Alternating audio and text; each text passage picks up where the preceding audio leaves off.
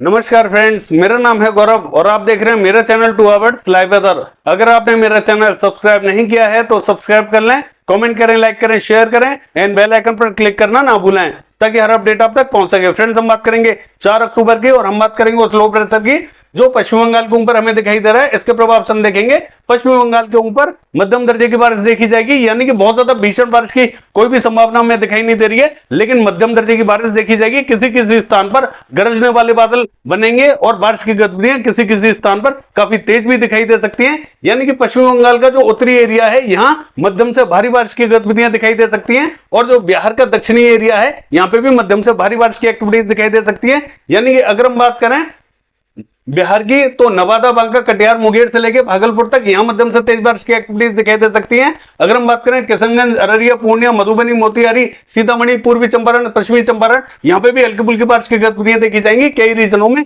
यहां पे भी हल्की से मध्यम दर्जे की बारिश देखी जाएगी। बारिश की गतिविधियां थोड़ी सी बढ़ती हुई यहां दिखाई दे रही है। पटना से लेकर वैशाली नगर, समस्तीपुर, मुजफ्फरपुर में भी बारिश की गतिविधियां हल्की बारिश की तेज वाली इंटेंसिटी देखी जा सकती है। गया की बात करें तो गया में हल्की फुल्की बारिश की गतिविधियां दिखाई दे सकती हैं।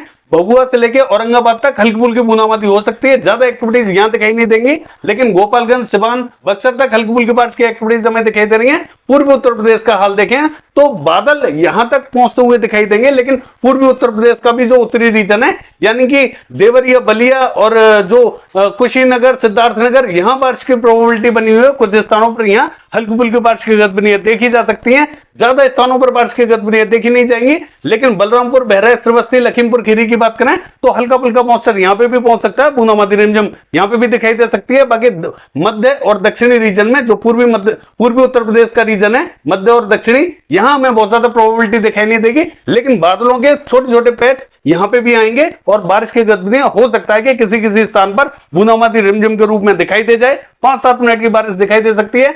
अगर हम बात करें हरियाणा की तो यहां हरियाणा पे बारिश की गतिविधियां हल्की फुल्की दिखाई देंगी। उसका एक रीजन यह भी है कि पहाड़ों पर एक WD आ चुका है और उसके प्रभाव से हम देखेंगे कि यहां हल्का फुल्का मॉइस्चर पहुंच रहा है और हरियाणा के ऊपर हमें 4 अक्टूबर को बारिश की गतिविधियां हल्की फुल्की दिखाई दे सकती है। कई इलाकों में यहां बारिश की गतिविधियां बढ़ती हुई दिखाई देंगी। 5 तारीख होते होते, जैसा कि मैंने पिछले वीडियो में आपसे कहा था कि 5 तारीख को बारिश की गतिविधियां दिल्ली से लेके हरियाणा, पंजाब और पश्चिमी उत्तर प्रदेश तक बढ़ती हुई दिखाई देंगी। तो आप देख सकते हैं कि नमूना आपके सामने है कि 4 अक्टूबर को ही बारिश की गतिविधियों में प्रोग्रेस देखी जा रही है, यानी कि यहां पैच बनने स्टार्ट हो चुके हैं और 4 अक्टूबर को हम देखेंगे यहां कुछ स्थानों पर हरियाणा में हल्की फुल्की छटपटे स्थानों पर बूंदाबांदी रिमझिम रहेगी, हल्की ही बारिश दिखाई दे रही है। पंजाब की बात करें तो पंजाब का भी जो पूर्वी रीजन है यहां कुछ स्थानों पर जो हरियाणा बॉर्डर से लगता हुआ है, यहां कुछ स्थानों पर हल्के फुल्के बादल बनेंगे और कुछ स्थानों पर यहां पे भी हल्की फुल्की बारिश की गतिविधियां देखी जाएंगी, क्योंकि ये जो WD है इसके प्रभाव से एक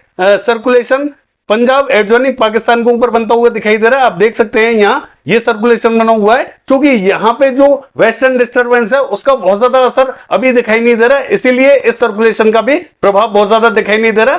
जब ये थोड़ा सा और आगे की तरफ आएगा तब यहां बादलों का प्रभाव थोड़ा सा बढ़ता हुआ दिखाई देगा, तब ये जो सर्कुलेशन है थोड़ा सा काम करेगा और बारिश की गतिविधियां पंजाब से लेके हरियाणा, दिल्ली और पश्चिमी उत्तर प्रदेश तक दिखाई देंगे। तो यहां बारिश अब दिखाई देगी। अगर राजस्थान की बात करें तो राजस्थान पे कुछ स्थानों पर यहां हल्की फुल्की बूंदाबांदी हो सकती है, ज्यादा एक्टिविटीज हमें राजस्थान पे दिखाई नहीं देंगी, क्योंकि बादलों का प्रभाव यहां तक आएगा और राजस्थान के कई इलाकों में छिटपुट स्थानों पर बूंदाबांदी हो सकती है। ज्यादा एक्टिविटीज हमें 4 अक्टूबर को दिखाई नहीं देंगी, लेकिन 5 अक्टूबर होते होते राजस्थान का जो पूर्वी रीजन है यहां पे भी कुछ स्थानों पर हल्की फुल्की बारिश होने की संभावना हमें दिखाई दे रही है और जो उत्तरी रीजन है यानी कि चूरू, सीकर, झुंझुनू, पिलानी, सरदारसर, यहां पे भी कुछ स्थानों पर 5 तारीख को हमें बारिश की संभावना दिखाई दे रही है।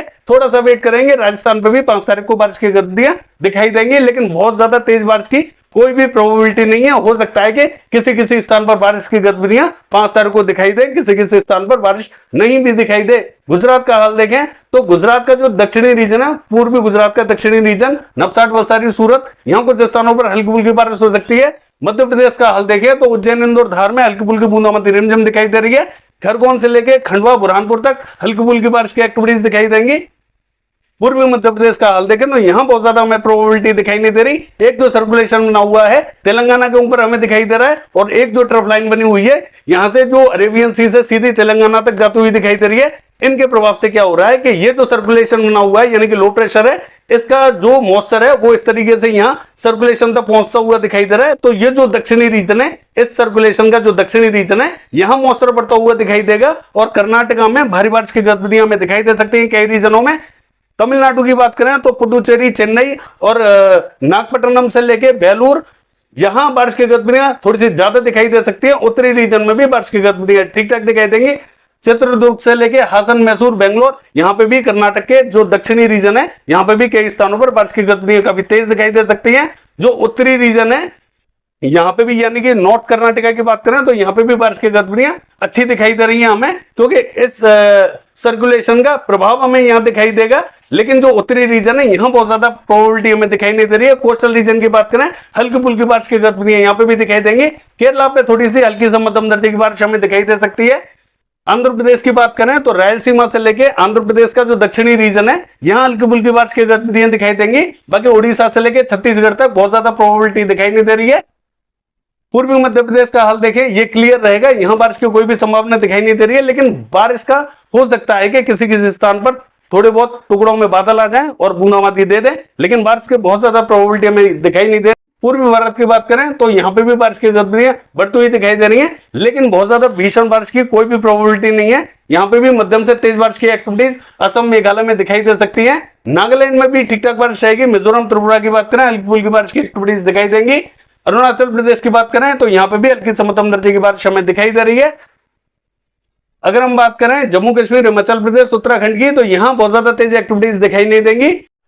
अगर हम महाराष्ट्र का हाल देखें तो कोकण महाराष्ट्र से लेके मध्य महाराष्ट्र, यहाँ हल्की से मध्यम दर्जे की बारिश दिखाई दे सकती है। और मराठवाड़ा की बात करें यहाँ थोड़ी सी मध्यम दर्जे की बारिश दिखाई दे रही है, यानी कि यहाँ थोड़ी सी बारिश की गतिविधियां ठीक ठाक दिखाई देंगी।